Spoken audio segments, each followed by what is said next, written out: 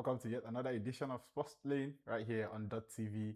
I am Anthony Uche and I am not alone in the studio today. Matter of fact, I am blessed with the presence of two very, very capable gentlemen in the world of sports and beyond. And today's edition of Sports Track, just like many others that have come before, is packed with a lot of good news, a lot of juicy stories, and a lot of information that you could use every now and then in the world of sports. We will, of course, talk about the biggest elephant in the room, the World Cup, the final stage, and of course, the bronze match, which nobody wants to play, really. And then, of course, we talk about other sports, including boxing. We talk about the world of club football, where a lot of people seem to have forgotten there's something called club football right now, and a lot of the transfers that are going on, the teams that have returned to preseasons. The show, like I said, is packed with a lot of information you cannot afford to miss. I am Anthony Uche, and this is Sports Track on .tv. I am alongside Mr. Henry Usiayo and Mr. Jude Agbayeke in the studio. Mr. Henry, good morning to you. Thank you. Mr. Jude? Thank you, Tony. It's my pleasure to have you here. And of course, gentlemen, we'll jump straight in.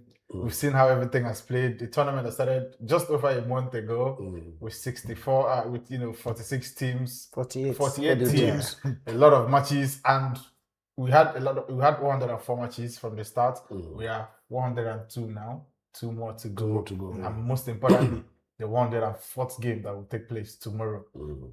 The World Cup, like I said, just over a month ago, it started. And along the way, there has been so many storylines, good, positive, negative.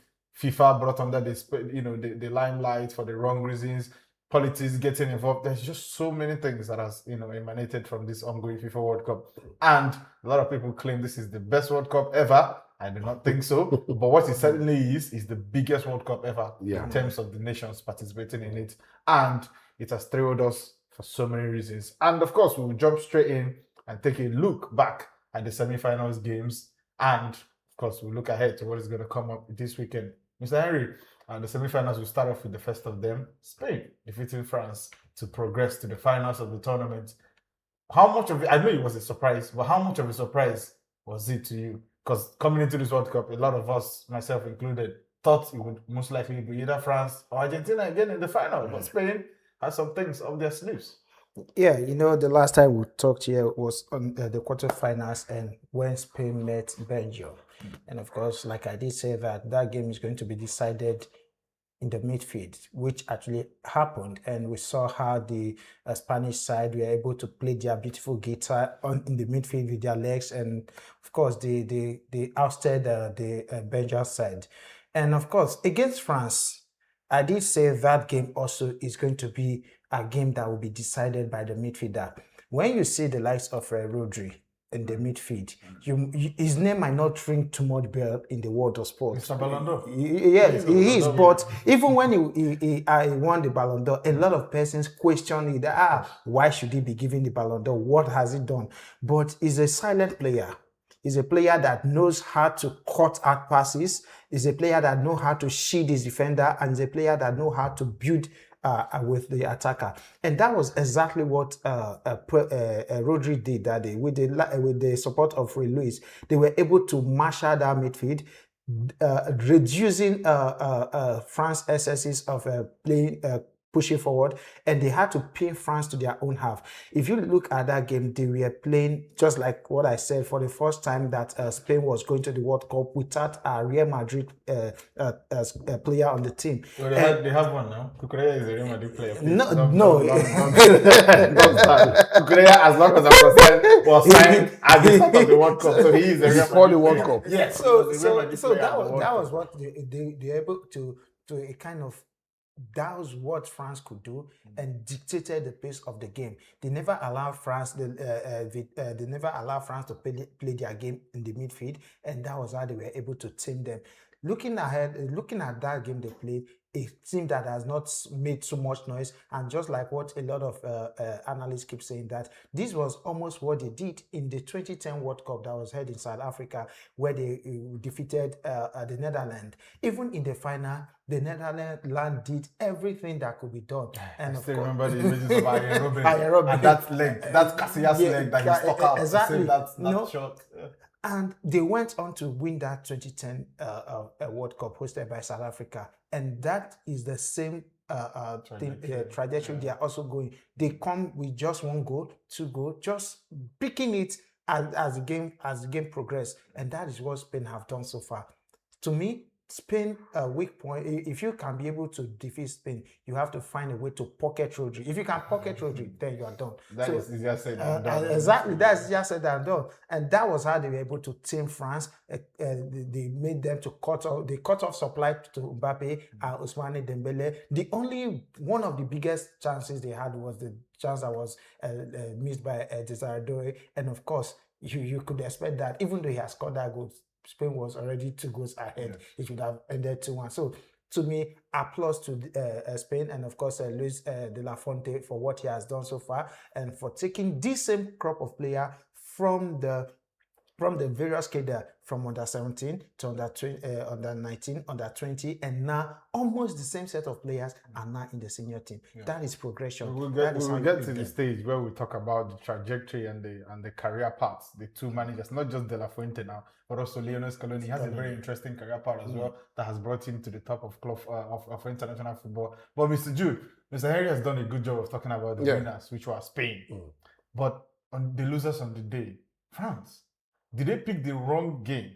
You know, there's what this thing they say at the World Cup or at every major tournament. There's always one game that you're off key. And if you manage to survive, regardless of being off key, then you start to look like champions. Perhaps that game could have, for them, been the third group game against Norway. But you saw the champs, they still went hammer and tongs and they beat Norway by 4-1. And their progression through the tournament has been an opposite of what Spain is. Spain built.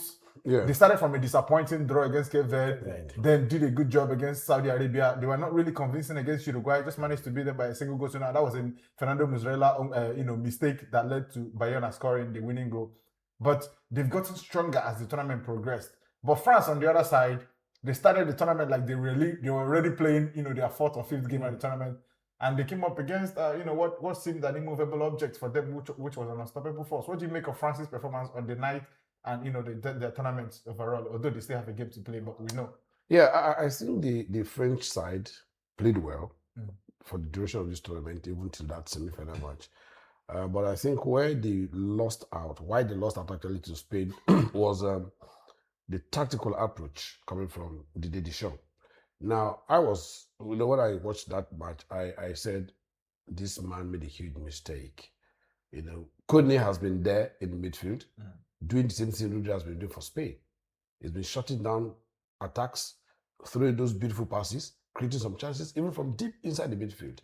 And you have to leave him on the bench. Or you brought in Tchouaméni. Tchouaméni is a good player. But then, you see, there's what they call a tandem. There's a synergy where you see there's a progression from each match. And when the team has a particular style and this quality of players playing together, they have an understanding. And all of a sudden, they decide to tweak the formation, and that cost France what happened. Now, the second thing Didier Deschamps did was allowing Olise to go to the wings. Back to the wings from the attacking midfield. Now, he limited Olise's movement. And if you remember vividly, what Olise was doing when he started the tournament, when he played from the wings, he was not that effective as he was when he played inside the midfield as an attacking midfielder.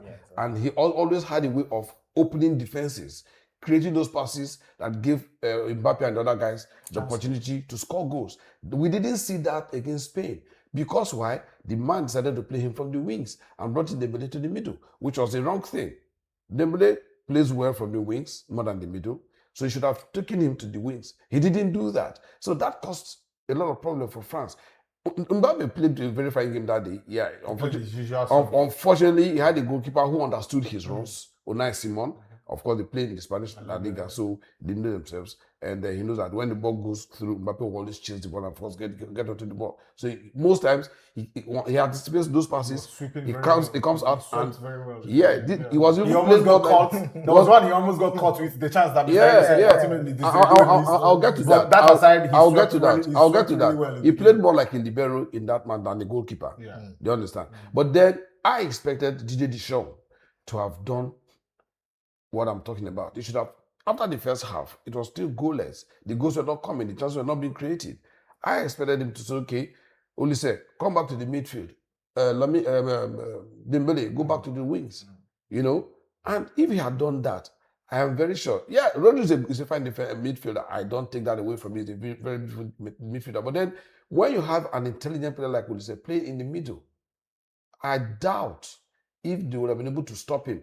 At most, they'll get yellow cards. They'll cause a lot of fouls. That's what I expected. Because when the team starts committing fouls, they go under pressure. Yeah. That's what I expected Deschamps to do. But he didn't do that. And yeah, the Spanish side, like Henry said, like most of the players are saying, those guys who won the 2010 World Cup are saying, this is what we played in 2010. Yeah. And this is what these guys are playing now. So we believe we're going to win the World Cup. That's the mentality right now in the Spanish side. And I strongly believe that is possible. Because throughout this tournament, they've considered only one goal. It tells you the solidity of the defense line. And you see, that's the thing. When you say the solidity of the defense line, just like in 2010, it was never really just about the defense line. Yeah. It was about the whole team.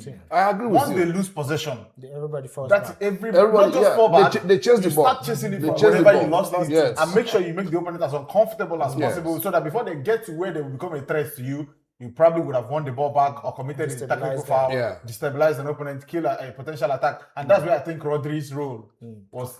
You could not overestimate how important Rodri even for City. But even at that, you know, like I said, if you had a player with that quality of intelligence, and that's why we're going to have a problem against Argentina, because Messi is going to be playing that role through the middle.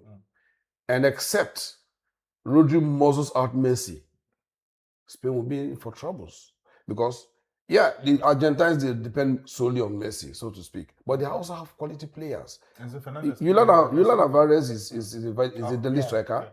So he knows the French side. He knows most of them. And, you know, you have Lautaro Martinez coming on from the bench and all that. You have other beautiful players coming. So, yeah. But then you have to muscle the midfield. You have to win the midfield. If they're able to win the midfield, then okay. But whatever happens, for me, Didier Deschamps was the culprit for that particular encounter against Spain. Talking of Didier Deschamps, yes, like Mr. Judy must have said, just like yourself, a lot of French people might feel disappointed at this tournament.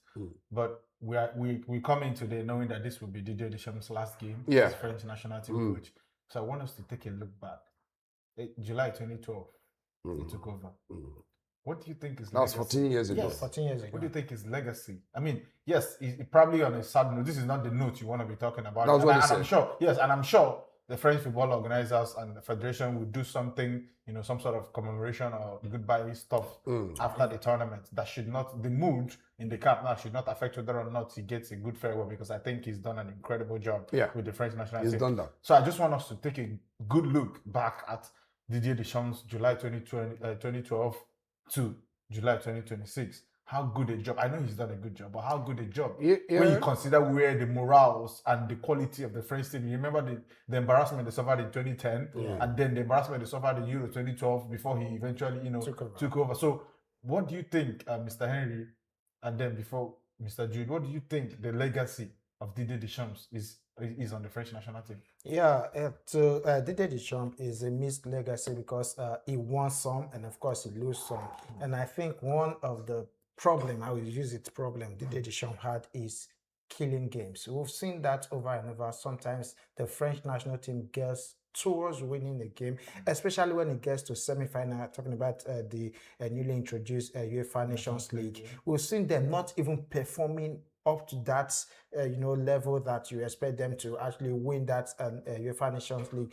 Those are some of the key areas that I feel that Didier Deschamps didn't actually come to the party. And just like what Jude said, as a coach, you get to a particular stage in a tournament, you don't twerk your team. You don't twerk your winning team. Rather, unless injury, you lost a particular player to injury, then that's where you're forced to make a change. But we've seen that over and over again with Didier Deschamps. Sometimes, especially when it gets to semi-finals, finals of the UEFA Nations League, we've seen France struggle to even come to the party. And for that's by the wayside. Also for him, the positive aspect is that he has also won the World Cup with the French national team, and of course the last he also finished second. Also probably back-to-back yes finals of the final. World Cup. Now probably this could be his third. He could finish third, so it means that he has Winners first. medal, silver Second medal, and bronze third, and that's medal. going to be a big history for him. And of course, it's going to be a big history if, that coach is winning the gold, the silver, and the bronze in the World Cup. So to me, DJ Deschamps is a midfielder. I don't know if the death of his mother actually affected his psyche, and of course he wasn't thinking properly because he had to leave the camp to go and attend to that burial, and of course he missed the Norway game he missed it, and of course returned, and that's where emotions also come in football. We also saw the likes of Belgium player Jeremy Doku leaving to go and attend to his first child, and of course when he came back, the way he's playing pattern even before he left changed. So sometimes emotions also take a toll in football, and I believe that is where Didier Deschamps didn't actually sit down to allow this emotion fade, just go aside. Let me concentrate on this World Cup so that I could kill off this game, probably come out. So I think emotion actually play a part, and to me, like I said, is a mixed feeling. He has done his best, and I just hope that today he should be able to get the bronze medal to become the first manager. I stand to be corrected to win the gold, the silver, and the bronze as a manager of a national team in the World Cup. Okay, Mr. Henry, Mr. Jude. Well, for me, I think for me, Didier Deschamps did well. You know, before he came on, the French national team was in disarray, so to speak. They were not the feared team they are today. And he had lows, but he had more highs than lows. Yeah, the two matches he lost in the semi-final were to Spain, the same team he lost again in this World Cup. So you understand that maybe the Spanish, maybe there is albatross. You understand, like it's albatross. But having won the World Cup from nowhere. You know, in 2012, he took over the reins. In 2014, where France was nowhere. But then they came back in 2018, won the World Cup. In 2022, they got to the final and lost. Penalties. You understand? So, some of us said they should have won the World Cup that year. But then, whatever happened on the field of play, we don't want to go back to that. You know, and coming back to this World Cup again, in 4 World Cups, he's been to the World Cup semi-final stage. 3 times. That's quality. And it's made France stronger than they were before. The last time France was this strong was in 1998 when they won the World Cup. You know, after winning the World Cup 98. In 2002, they fluttered. They fluttered in the Senegal. in the group stage. They couldn't go out of the group stage. You know, and in 2006, they were just not there. And of course, 2010, you know, 2006 they tried. They got to the final. Yeah, they got to the final. Yeah, they got to the final. They got to the final. Against Italy. They should have won that. Even red card. So you talk about the French side that over time have become a force to be reckoned with, climbing to the number 1 position in the world ranking on several occasions. Even during this World Cup, they dethroned Argentina. You know, getting back to the top of the world ranking. So in spite of the few losses he's had, I think he has had more positives than negatives. And so he will go home, even if he does not win the third place match, although the players said, we want to do it for him. We wanted to win the final as a send-off party, but then that didn't happen. And this third place match, even though a lot of us do not want to play, but want to play because this is his last game, and let him go home with something. So I think having said that, like Henry said, he will be the first man in the history of the World Cup to have won the World Cup, finished on second, and won the bronze medal. If he does that today, that will be also history. has another piece of record because he won it as a captain. And won it as a coach. In 2018. So, like you talk about 20 years later. It's a working history. So if you look at all that, I think that he's done well. He's done well. Overall, when you look at it, he's done well. He's done very well. Cases of disappointment, 2016 finals against Portugal. You know, they were the better side against Portugal. Should have won that game, but Eder scored the goal. He scored, and Portugal held on to. And that was almost like his last match for Portugal. Yes, exactly. So there were so many, like I said, mixed. Mr. Henry said mixed. But overall, I think the positives more positive than negatives. More positives. For Didier Deschamps, an absolute legend of French football, and we wait to see where he takes his next bow as a coach. But one thing is certain, is looking increasingly likely that Zinedine Zidane will Yeah. take over from the job. I just can't wait to see. He's been waiting for that for I can't wait to for see so what many Zidane years. does with this team. He's Honestly, been I waiting to haven't do seen that what for he did years. with the stars Remember team that. in Madrid. Madrid, I just yeah. want to see what he does with the stars in this French team. Europe, be scared. Everybody in Europe should be scared when Zidane takes over. Well, then we talk about the other semi-final game, the one that concerns England and Argentina, where the defending champions trumped against the British to make sure that they become yet another nation at back-to-back finals at the World Cup. The game ended by 2-1 in favor of Argentina. And for England, it was yet another heartbreak. 60 years on from winning it in 1966, they still cannot make it to the final of the World Cup. I think that that match, I'll still blame Tuchel. Why do I want to blame him? Your team scored in the 55th minute. First half, it was mano a mano, man to man. They were playing, they were fighting. Kick me, I kick. It was kick me, I kick you kind of football. First half was fight. Yeah, that's what I'm saying. 19 fouls, only 3 shots. Yes, in the first half. and in the 10 minutes of second half, that was still the tempo. Yeah. It was kick me, I They kick just wanted you. to kick themselves out of the field. And England somehow found a way to score. I expected Tuchel to continue with that kind of football. But the man decided otherwise. And Scaloni, Lionel Scaloni said, when he saw that change, those moves made by England, when the coward started defending, he said, oh, these guys they've lost some level of their confidence. Yeah. He told his players, go all out. Yeah. Go all out. And if you see, after they scored that goal, from when they scored that goal till the end of the match, England couldn't come out from their own half. Yeah. Because the Argentines camped inside their own half and were just throwing those passes. Now, why do I blame Tuchel again?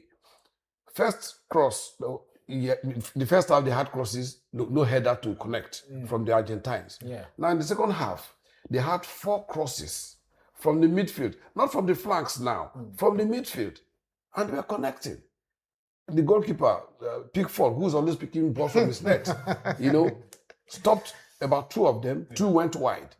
I expected Tuchel at that particular point in time. As well. Yeah, one hit the post. I expected Tuchel at that particular point in time to have shot off his midfield. Instead, he brought in defenders to do what? To defend.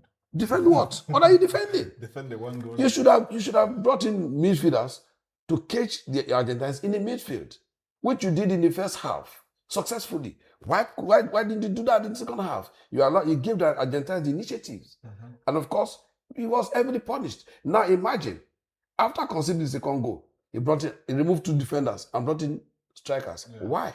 It was firefighting. Firefighting what? He had already missed his chances. Yeah, now, if he had brought in those 2 strikers after scoring that first goal, I doubt if the Argentines were able to come out. Argentina will have the guts to come out, knowing that they exposed themselves. Yeah, exactly. So I blame Tuchel for that defeat. During that game, before Anthony Gordon scored, because Rashford was told to go warm up. Yeah. He took his beat up. He was ready to get substituted. Yes. Anthony Gordon scored. He asked Rashford to sit back. Understandable. That's how coaches do. Because probably he was trying to take off Gordon. And Gordon has scored. You don't take off somebody who's just scored. And you high on confidence. But the problem I have, like you said, around the 75th minute of the game, you decide to finally bring Gordon off. You put Ezri Konsa in. You were just sending the message to your players. And Kane was not in that game. Kane was no longer in the game. So you should have put out Kane instead. Put Rashford then. Put Rashford or any other person there. Or even Ivan Toney. Yeah. You should have put him there instead of bringing in Konsa. He had no reason to defend. And even before then, they had already fallen too deep. Yeah. They started defending from the 55th minute. As soon as they scored, they started defending. Why would you do that? If you do that against this Argentina side, nonetheless, the team... Every team that had defended against the Argentines... They got punished. Got punished. Yeah. Egypt scored 2 goals. Kevin got punished. No, Kevin is the only team that actually played Argentina. Yes. Mano o mano. No, come on. See, sorry, Harry. Before that match, I was reading some of the comments made by some of the Cape players, and they said, coming to this World Cup was already a trophy for us. We went through the group stage without losing. That's another trophy for us. Whatever happens against Argentina, we will not get angry because we've done our bit. They are defending champions. Yeah. They are the ones under pressure, not us. If they beat us 9 goals to nothing, hey, they are defending champions. They have mercy. And they got into the game and they played a 2-2 draw in 90 minutes. Come on. No, I'm not trying to take anything away No, from them. I'm so just saying that yeah, that natural instinct to fall back a bit happened. definitely. But then you see, they're the only team that actually played Argentina like a team. They matched them. Yeah, they matched them mano a mano. They were not even interested in seeing Messi. Messi was dancing around, and they were just okay, bro. So you dance finish, come back, you know. So you understand. But then a top side like England, with all the so-called stars, supposed stars that they have, because I really do not see stars in England. The only stars I see in England, Harry Kane and Jude Bellingham. The other ones are just average players. I'm sorry, but that's why I see it. But having done that, gotten into the semi-final stage, where we played against the world champion, now history was behind that match. Argentina and England, they've had, since 1982, they've had this issue about the Falklands, whatever, since that time till now. Yes. So, and in the process of this period, Argentina beat England in 1986, hand of God goal. England has never forgiven Argentina for that. In 1998, the same thing happened. Red card to Beckham. 2-2 draw, and of course, in 2002, they beat Argentina by a lone goal in the group stage and all that. But then, the battle has always been, the rivalry has always been there. So, you know this is what's going to happen. You scored a goal, I want to defend. I think by now, Tuchel should have been asked to go home. But unfortunately, the English FA are saying he should stay because they don't want to pay compensation. Not just that, because I think for Mark Bullingham and the people at the head of the FA, they don't want to pay compensation. They don't also want to look stupid because they gave him a 5-year contract just before the World That's the compensation. because they heard Manchester United was looking for a coach. And then they rushed to give, they ran to give Tuchel an additional deal before even the World Cup. The initial target was come and win the World Cup. If after the World Cup you go. Yes, we will review whatever happens after the World Cup. But for some reason, they felt the need to give him a new deal. And so making him safe. Lead them to the Euros. Yes, making him safe ahead of the tournament. But they could have sacked him though, but then they don't want to pay compensation. Leave all these new deals. They don't want to pay compensation. I think they probably still want to leave them to play the third place match, and then England will not win. It doesn't matter, just leave the team to settle, and then after the whole tournament, you go back home, you reevaluate and all of that. Okay. Well, we'll look ahead to the big one. Saturday, the World Cup final itself on Sunday at the MetLife Stadium. They can choose to call it New York, New Jersey Stadium. I call it the MetLife Stadium because that's what it's always been. Where do we start, gentlemen? Rich history between the two nations. Argentina, 2-time World Cup winners, and of course Spain, who are trying to catch them at the second World Cup. We'll preview that game as soon as we get back from this break. Stay with us. This is Sports Track on Dott TV.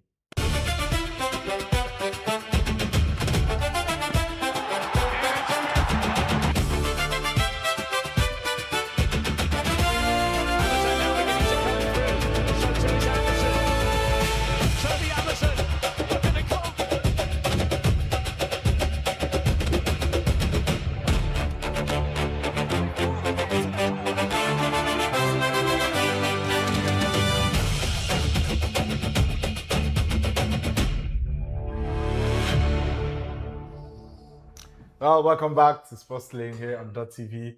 Before we went for that short break, we were talking about the World Cup final itself, the biggest game in world football, if you ask me and the gentlemen in the studio. And we'll start straight off by looking at the European teams in the final. Mr. Henry, Spain heading into this final. We've already talked about how they built up ahead of steam, as the tournament progressed, trying to get their second star.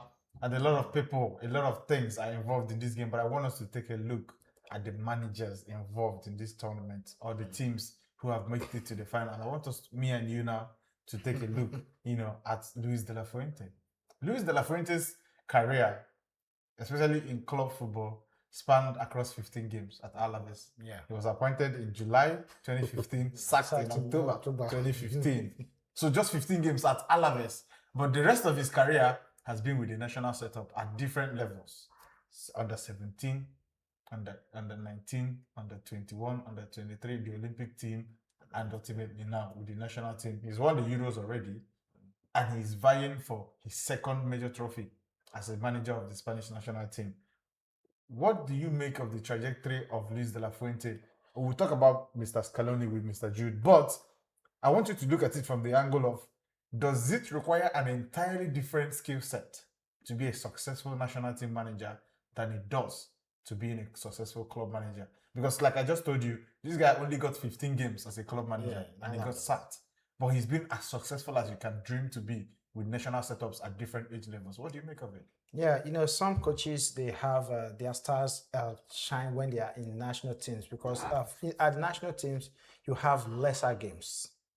You have lesser games to play, and of course, and you have the players that have, let me say, common interest and almost from the same background. They are ready to fight for the nation.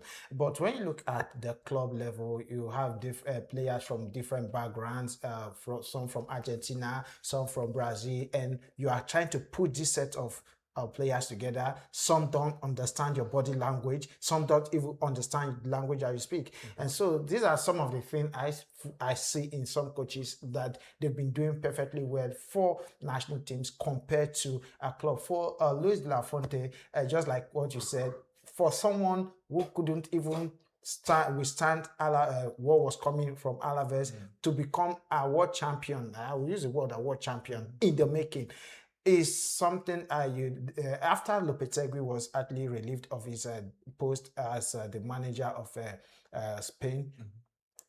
Then who next? Luis Enrique came in. Luis Enrique came in. Luis Enrique couldn't actually. He resigned himself. He felt that the trajectory could yes, it could tarnish his CV as a manager, and of course for somebody who have played for the Spanish national team, and of course the loss fell on Luis de la Fonte. I believe at when Luis de la Fonte was given that managerial position, probably the FA would have been.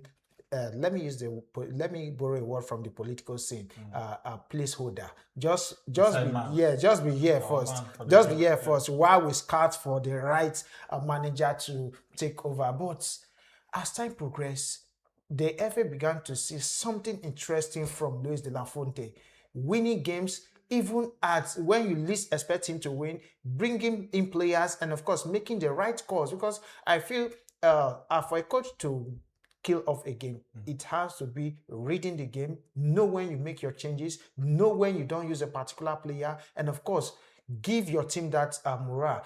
For Luis de la Fonte, for a manager that started drew Cape Verde in the opening game, he could have gone there and tongue-lashed his player. But no, he didn't. When you look at his presser after the game, he was just full of praises for his team. And of course, he just made them to know that they can do it. That alone has been a morale booster for these players that, yes, indeed, if our coach can believe on us, then we can do it.